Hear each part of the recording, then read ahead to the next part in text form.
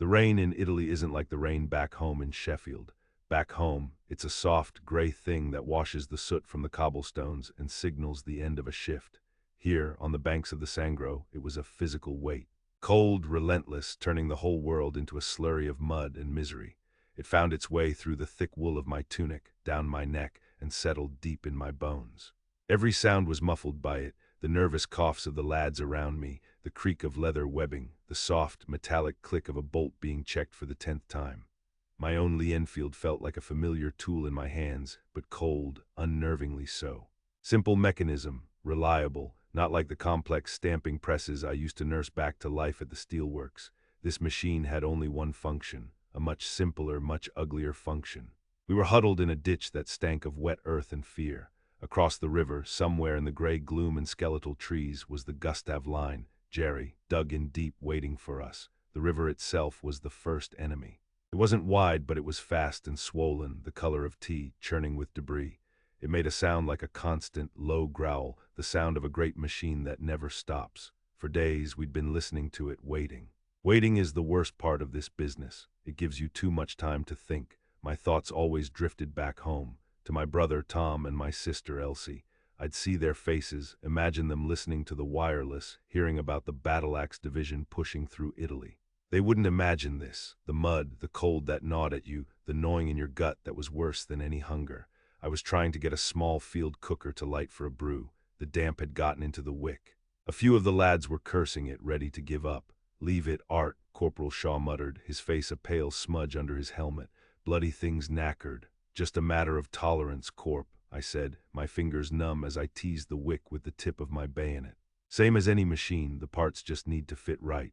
I thought of the factory floor, the smell of hot oil and metal, the satisfaction of coaxing a seized bearing back into motion. It was a world of logic, of cause and effect. You put the work in, you got a result. Here the logic was all twisted. We were the parts and the machine was insane. I finally got a weak flame to catch and a small cheer went up. It was a tiny victory, a moment of warmth in the vast, cold indifference of it all. It made me feel like Arthur Davies from Sheffield for a moment, not just rifleman 6 to 7 to 3 to 9. Then the real machine started up. It began as a low rumble from behind us, a vibration you felt in your teeth before you heard it, our artillery, the 25-pounders. The sound grew until the very air trembled, a continuous, deafening roar that was nothing like the rhythmic clang of the factory. This was the sound of deconstruction, hundreds of shells ripping through the sky over our heads, their passage a terrible, violent, tearing sound. We all ducked, pressing ourselves into the mud, though they were miles from landing near us. It was instinct. You learn to make yourself small in this world. The noise was overwhelming, a physical force that hammered at your skull. For 15 solid minutes the sky screamed. We were meant to feel safe, I suppose, reassured. This was our power, our industrial might, being brought to bear on the enemy. But I just felt like a tiny cog, dwarfed by the sheer, brutal scale of it all. I wondered what it was like on the other side of that noise, what it was like to be the nail waiting for the hammer. Then, silence. The sudden absence of sound was more shocking than the barrage itself. My ears rang, filled with a high-pitched whine.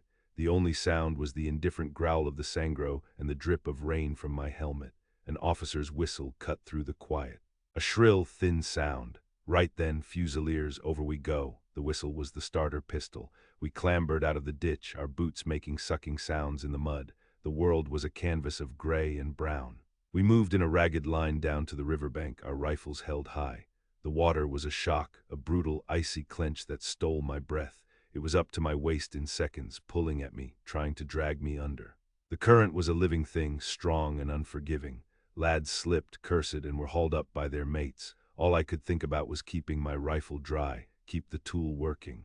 We stumbled onto the far bank, gasping, soaked and freezing, mud clinging to us like a second skin. Now the German machine guns started their own chatter, a methodical, rhythmic thumping that stitched lines across the landscape. We scrambled for whatever cover we could find, our NCOs yelling, pointing us forward. Keep moving, keep moving. We advanced through a shattered olive grove. The trees were splintered and torn, ancient trunks ripped open, their branches scattered like broken bones. The air was thick with the smell of cordite and freshly turned earth, a bitter chemical perfume that clung to the back of your throat. Small arms fire snapped past my ears, a sharp, angry crack that was far too personal. You don't hear the one that gets you, they say. I prayed they were right. We fired back not at men but at muzzle flashes, at shadows in the churned-up landscape. It felt impersonal, mechanical, a process. I worked the bolt on my Enfield, the smooth, practiced motion a small comfort. Load, aim, fire, eject, repeat, become part of the machine. We leapfrogged from crater to crater, the ground soft and spongy from the shelling. The artillery had done its job. The landscape was lunar, a nightmare of twisted metal and earth. We were closing on their forward trench line. The machine gun that had been harassing us fell silent after a Bren gun team poured a full magazine into its position. A brief pause. In that pause we pushed forward, scrambling up the last muddy slope to the enemy line. There was no resistance here, only silence. We dropped into the trench. It was a mess of splintered timbers and collapsed earth, but it was empty. Abandoned. Corporal Shaw pointed with his rifle. That dugout there, that was the target for the big boys. Art with me, let's clear it. I nodded, my heart pounding against my ribs like a piston. My mouth was dry, a metallic taste on my tongue. We moved cautiously along the trench, our boots squelching in the mud and something else. The entrance to the dugout was a gaping hole. The heavy timbers that once supported it were now a tangled, splintered mess. The earth around it was black and scorched, a direct hit, not just one. It looked like several shells had found the exact same home. There was a strange smell, too, coppery and sweet, underneath the cordite. A smell I knew I would never forget. Shaw took a deep breath and nodded at me. We went in, or rather, we looked into what was left. There was no in anymore. The space had been completely compressed, obliterated. The sheer force of the explosions had turned the small, underground shelter into a tomb, a press, and it had pressed everything inside it into the earth itself. It wasn't a scene of battle. It was a scene of industrial accident. The scale of it was absolute. Back in Sheffield, if a machine failed catastrophically, if a gear shattered or a press collapsed, there was a terrible mess. Twisted metal, shredded components, leaking fluids. That's what this was. Except the components were human. I saw things that my mind refused to properly assemble. A boot, still neatly laced but attached to nothing. A mangled piece of steel that might have been a helmet, fused to splintered wood, and a scrap of gray wool uniform. A hand, pale and waxy, protruding from a pile of earth, its fingers curled as if trying to grip something that was no longer there. There were no bodies, not whole ones, just parts, debris. The raw materials of life violently disassembled. The men who had been in here moments before the barrage, they hadn't died. They had been erased, unmade, rendered down to their basic, broken components. I felt a coldness spread through my chest, colder than the river water. This was the product. This was what the great, screaming machine of war was designed to manufacture. Not victory, not freedom, just this.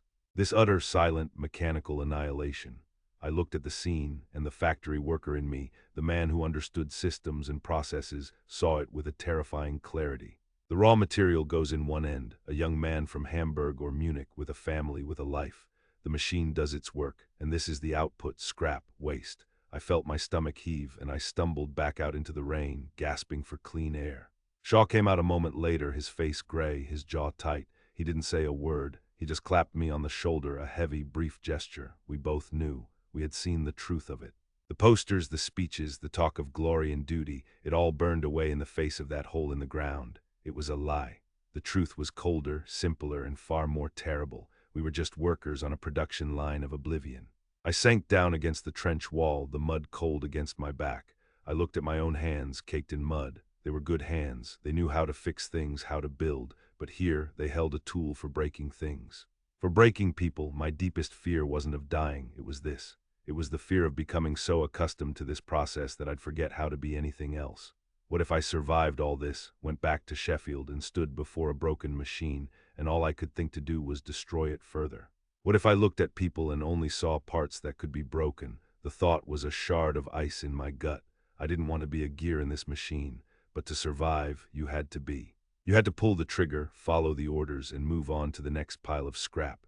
I closed my eyes and pictured Tom and Elsie.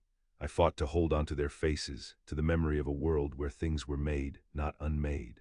It was the only thing I had. It was the reason I was here, to protect them from this, to make sure this factory of death never reached our street, but the price was becoming a part of it yourself. You had to get your hands dirty with the grease and blood of the machine.